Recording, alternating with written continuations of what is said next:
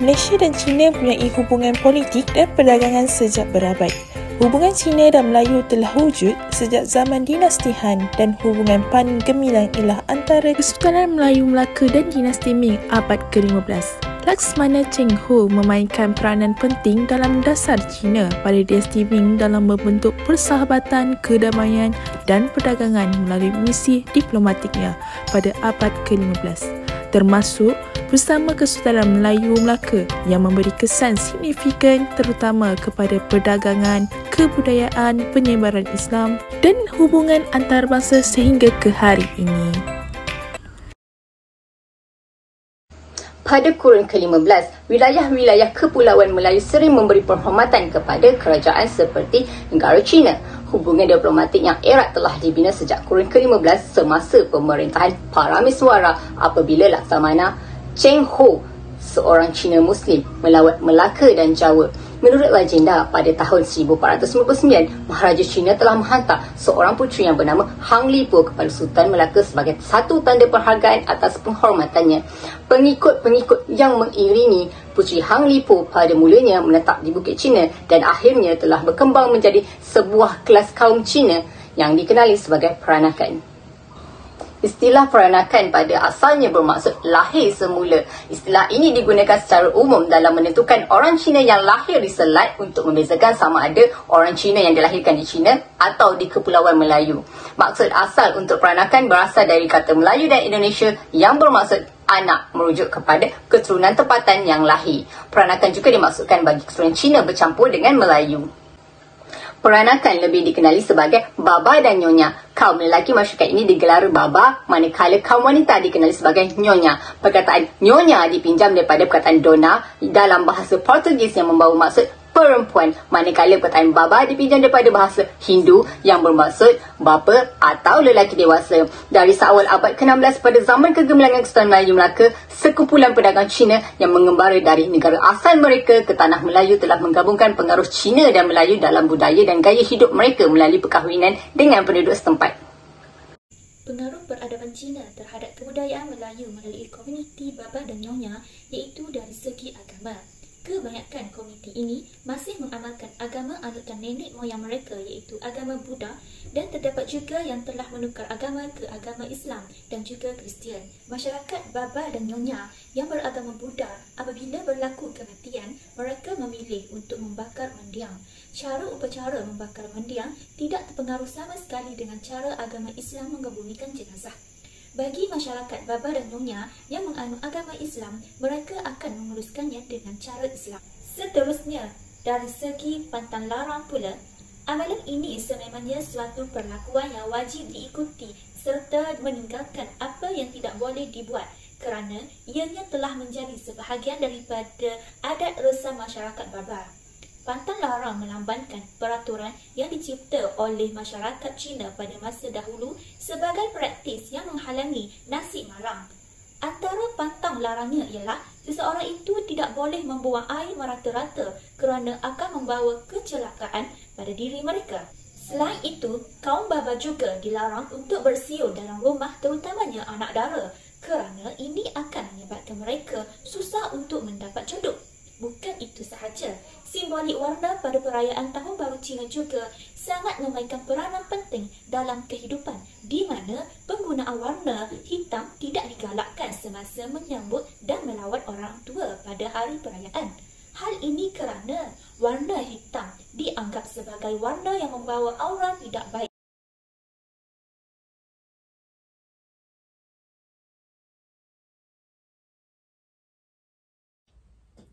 Bagi pengaruh peradaban Cina terhadap pendidikan di tanah Melayu, Perguruan Wufu merupakan salah satu akademi swasta Cina yang terawal ditubuhkan di tanah Melayu. Ini diikuti dengan penubuhan akademi-akademi swasta Cina yang lain seperti Yuyi, Chuyi dan lain-lain pada tahun berikutnya. Sekolah-sekolah ini bertujuan untuk menyebarluaskan ajaran kitab klasik Konfusianisme serta menyebarluaskan konsep moral dan kebudayaan bahasa Cina. Sekolah-sekolah ini juga kebiasaannya didirikan oleh masyarakat Cina setempat. kebanyakan sekolah Cina, sama ada sekolah menengah maupun sekolah rendah, masih menggunakan bahasa Cina sebagai bahasa perantaraan mereka agar bahasa Cina dapat dikekalkan dan terus diwarisi. Contohnya, College New Era yang pada masa dahulunya menggunakan bahasa Cina sebagai bahasa perantaraan mereka. Penyelesaian bahasa Cina ke dalam bahasa tempatan. Perkataan bahasa Melayu mempunyai kaitan dengan perkataan bahasa Cina. Ini dapat dibuktikan dengan penyerapan daripada bahasa Cina ke dalam 500 kosakata bahasa Melayu yang mempunyai kaitan dari segi aspek ekonomi dan juga nama barangan. Perkataan yang diserap ke dalam bahasa Melayu sukar untuk dikenal pasti sebagai bukan bahasa Melayu kerana istilahnya yang tidak dapat dipisahkan. Sebagai contoh perkataan kemukus yang diserap daripada perkataan komukusu. Dan ada juga perkataan yang diserap ke dalam bahasa Melayu daripada bahasa Cina. Sebagai contoh, ginseng, teh dan juga tauhu. Ada juga perkataan yang diserap ke dalam bahasa Cina daripada bahasa Melayu. Sebagai contoh, pinang dan juga durian. Ini berkait rapat dengan Kamus Cina Melayu tertua iaitu Man Lajia Goyiyu yang merupakan perkataan negeri Melaka. Sebanyak 482 patah perkataan bahasa Melayu yang dikumpulkan dan disemak oleh Yang Lin yang merupakan pegawai di Jabatan Jurubahasa ataupun Tongshi yang merupakan penterjemah di Istana Cina pada tahun 1549. Kemudian, Liang Liji memberi makna kepada 482 patah perkataan tersebut yang diteliti oleh Kong Yuanzi. Kamus ini juga pernah diulas oleh Edwards di dalam Bulletin of School of Oriental and African Studies pada tahun 1930 hingga 1932. Seterusnya ada perkahwinan. Perkahwinan merupakan adat resam peradaban Cina sejak tahun 402 sehingga 221 sebelum Masihi lagi. Sebelum zaman moden, perempuan tidak dibenarkan untuk memilih pasangan untuk berkahwin. Malah, pasangan mereka akan dipilih oleh ibu bapa mereka sendiri. Adat meminang peradaban Cina ini bermula apabila kedua-dua buah pihak berpuas hati dan menerima latar belakang keluarga masing-masing. Oleh itu, pihak lelaki akan menghantar wakil berkunjung ke rumah pihak perempuan untuk menyampaikan hajat dan seterusnya berbincang berkaitan dengan perkahwinan. Pihak lelaki tidak akan tawar-menawar kerana tawar-menawar ini akan menjatuhkan maruah. Setelah persetujuan dan perbincangan daripada dua buah pihak, pihak lelaki perlu membuat persediaan mengikut permintaan pihak perempuan sebelum melangsungkan pertunangan dan juga perkahwinan. Hal ini demikian turut mempengaruhi kebudayaan Melayu di mana adat meminang masyarakat Melayu bermula apabila pihak lelaki menghantar wakil dalam kalangan orang tua untuk menyampaikan hajat pihak lelaki kepada pihak perempuan. Pelaksanaan peminangan masyarakat Melayu ini adalah sama dengan peradaban Cina di mana ibu bapa pihak perempuan akan menentukan jawapan sama ada bersetuju atau tidak. Dan apabila bersetuju, pihak perempuan akan menentukan perbelanjaan dan mas perkahwinan yang perlu disediakan oleh pihak lelaki sebelum melangsungkan pertunangan dan perkahwinan. Sekali, apabila barangan yang diserahkan oleh pihak lelaki kepada pihak perempuan seperti cincin emas diterima oleh pihak perempuan menandakan bahawa pihak perempuan bersetuju untuk melangsungkan perkahwinan. Pengaruh budaya kaum Cina iaitu pemberian ampau pada hari raya merupakan pengaruh yang telah sebati dalam masyarakat Melayu. Pemberian sampul yang berisi wang ketika hari raya Aidilfitri merupakan budaya atau adat yang asalnya dipinjam daripada budaya masyarakat Cina. Bagi budaya kaum Cina, pemberian ampau merupakan adat yang mana golongan yang telah berkahwin perlu memberi ampau kepada golongan kanak-kanak dan mereka yang belum berkahwin. Dalam budaya kaum Melayu pula, olahan daripada pemberian ampau dikenali sebagai duit raya, yang mana golongan dewasa sama ada yang telah berkahwin atau bujang yang berpendapatan perlu menghadiahkan duit raya kepada kanak-kanak kecil, remaja yang masih bersekolah dan kedua orang tua mereka, termasuk juga datuk dan nenek. Dengan kata lain, hadiah duit raya merupakan sedekah bagi umat Melayu Islam. Selain itu, permainan bunga api dan mercun juga merupakan salah satu budaya yang diolah oleh kaum Melayu daripada budaya kaum Cina. Bagi kaum Cina, kegunaan mercun yang menghasilkan letupan dipercayai dapat mengusir roh-roh jahat. Budaya ini telah mempengaruhi kaum Melayu yang mana Mereka juga menggunakan bunga api dan mercun semasa sambutan Hari Raya. Akan tetapi tujuan penggunaan bunga api dan mercun bagi masyarakat Melayu adalah simbolik kepada kemeriahan sambutan Hari Raya Aidilfitri yang diadakan setahun sekali dan perkara ini tidak bertentangan dengan ajaran Islam.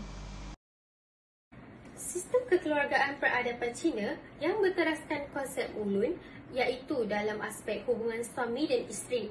Bagi masyarakat Cina, hubungan antara suami dan isteri merupakan satu unsur utama dalam keluarga. Walaupun sistem kekeluargaan masyarakat Cina tradisional dan organisasinya pernah mengalami pelbagai perubahan, namun asas sistem keluarga yang memusatkan kuasa bapa dan nisab bapa adalah tetap berkekalan dan berlanjutan selama beberapa ribu tahun.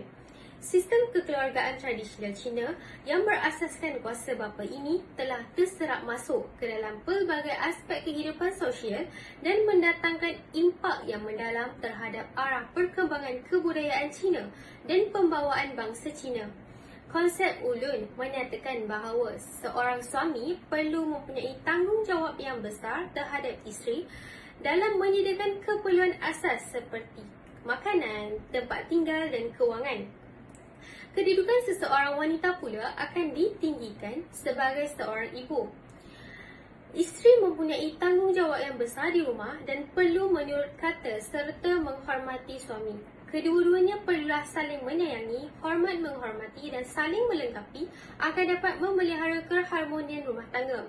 Ini adalah penting untuk melahirkan warga negara yang baik buat bangsa dan negara kita kerana kepribadian yang baik bertitik tolak sosialisasi di rumah. Jika suami isteri mampu menjaga keharmonian rumah tangga mereka, maka berkuranglah gejala sosial domestik seperti penderaan fizikal, keganasan rumah tangga dan gangguan emosi yang dapat menggugat kesejahteraan keluarga. Konsep ini juga dapat membendung masalah sosial lain yang kebanyakannya berpunca dari keadaan rumah tangga yang tidak stabil dan bermasalah. Seterusnya, pengaruh peradaban Cina iaitu konsep ulun, hubungan antara ibu bapa dengan anak. Menurut konsep ulun, hubungan antara ibu bapa dengan anak menitik beratkan prinsip ketaatan dan bakti terhadap ibu bapa. Prinsip ketaatan dan bakti ini menggambarkan penghargaan yang sepatutnya dicurahkan oleh anak atas segala kasih sayang dan pengorbanan yang diberikan oleh ibu bapa ketika mereka kecil sehingga dewasa. Penghargaan seperti ini amatlah dituntut dalam kalangan anak-anak yang sudah dewasa. Pengabaian tanggungjawab merupakan suatu kesalahan besar yang akan memalingkan imej buruk terhadap anak-anak. Mereka dianggap menderhaka kepada ibu bapa dan ia merupakan aib yang amat besar bagi seseorang individu dalam kalangan masyarakat Cina. Prinsip ketaatan dan bakti ini tidak hanya terbatas di kehidupan dunia nyata sahaja. Sebaliknya juga dituntut untuk turut menzahirkan tanda hormat serta menjalankan tanggungjawab sebagai anak yang taat dengan melakukan upacara sembahan kepada ibu bapa serta nenek moyang yang sudah meninggal dunia. Konsep ketaatan ini juga telah diamalkan dalam masyarakat Melayu. Masyarakat Melayu juga telah dididik dari kecil untuk mentaati dan berbakti terhadap ibu bapa. Bukan sahaja masyarakat Melayu, malah pelbagai masyarakat di Malaysia kini terkenal dengan sikap terpuji, nilai budi pekerti dan menghormati orang yang lebih tua. Ia tidak terbatas terhadap ibu bapa sahaja, tetapi seluruh masyarakat awam. Ini kerana konsep hubungan antara ibu bapa dengan anak ini sangat penting untuk menyuburkan perasaan hormat menghormati dan ramah kepada warga emas.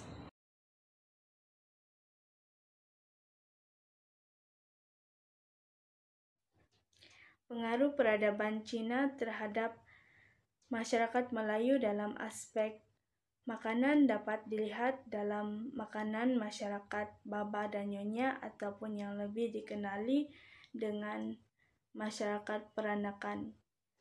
Makanan masyarakat Baba dan Nyonya ini dilihat unik kerana terdapatnya penggabungan ciri masakan kaum Melayu dan juga kaum Cina. Antara makanan masyarakat Baba dan Nyonya ialah nasi kuning.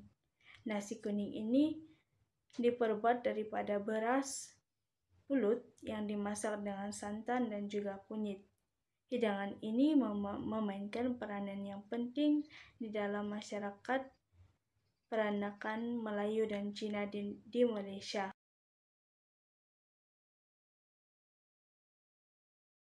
Seterusnya, laksa nyonya. Laksa nyonya diperbuat daripada mi gandum tebal ataupun bihun yang dimakan bersama ikan, udang atau ayam yang dihidangkan bersama kuah pedas yang berasaskan kari. Laksa nyonya terhasil daripada gabungan ciri masakan Melayu dan Cina.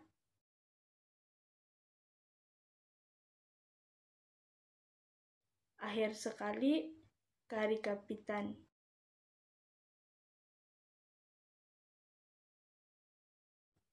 Kari kapitan ialah kari ayam nyonya yang terhasil daripada interaksi penggunaan rempah ratus yang digunakan oleh orang Melayu dan juga Cina di dalam masakan mereka. Salam sejahtera, saya Feli Binasin yang Amil. Seterusnya saya akan membentangkan pengaruh peradaban Cina ke atas kebudayaan masyarakat Melayu, yaitu dari segi pakaian. Baju kebaya merupakan salah satu pengaruh daripada peradaban Cina terhadap pemakaian masyarakat Melayu. Baju kebaya ialah baju panjang dan dipasangkan dengan sarung. Baju kebaya juga diperbuat daripada kain kasa dan dipasangkan dengan sarung atau batik dengan motif pelbagai corak dan warna. Baju kebaya dikatakan berasal daripada kaum Cina yang datang ke tanah Melayu pada abad ke-15. Seperti yang kita tahu, sejarah kedatangan Cina bermula apabila berkembangnya Melaka sebagai pusat perdagangan. Kehadiran perdagangan Cina telah membawa corak pakaian seperti baju kebaya yang kemudiannya disesuaikan dengan suasana tempatan. Selain itu, baju kebaya juga dikatakan berasal daripada Baba Nyonya dan kemudiannya disebar ke semenanjung tanah Melayu. Setelah berlaku asimilasi yang berlangsung selama ratusan tahun, pakaian ini diterima oleh penduduk setempat. Sebagai contoh, baju kebaya yang dipakai oleh Baba Nyonya ialah terdiri daripada baju panjang dan batik, sarung, dan mereka juga memakai kerongsang. Oleh itu, terdapat banyak variasi baju kebaya yang boleh dilihat pada masa kini, hasil daripada pengaruh peradaban Cina. Buktinya, dapat dilihat baju kebaya di negeri Johor dan Kelantan. Contohnya, di Kelantan, baju kebaya mempunyai rekaan yang lebih berbeza berbanding kebaya lain, yaitu mempunyai kancing di bahagian hadapan baju. Nama baju kebaya ini ialah Kebaya Kota Baru. Di Johor pula, terdapat baju belah kebaya panjang, iaitu rekaan kebaya dengan potongan kain yang labu memanjang hingga ke buku lali dan mempunyai belahan di bahagian hadapan. Konklusinya, asas kepada pembinaan sesebuah tamadun itu adalah aspek kebendaan dan kerohanian yang dapat dilihat sehingga hari ini melalui peninggalan tamadun-tamadun dahulu. Tamadun Cina turut menyumbang pembinaan tamadun moden dalam pelbagai aspek. Selain itu, tamadun Cina mampu mengekalkan identitinya sebagai tamadun yang berkesinambungan dan berterusan sehinggalah kini.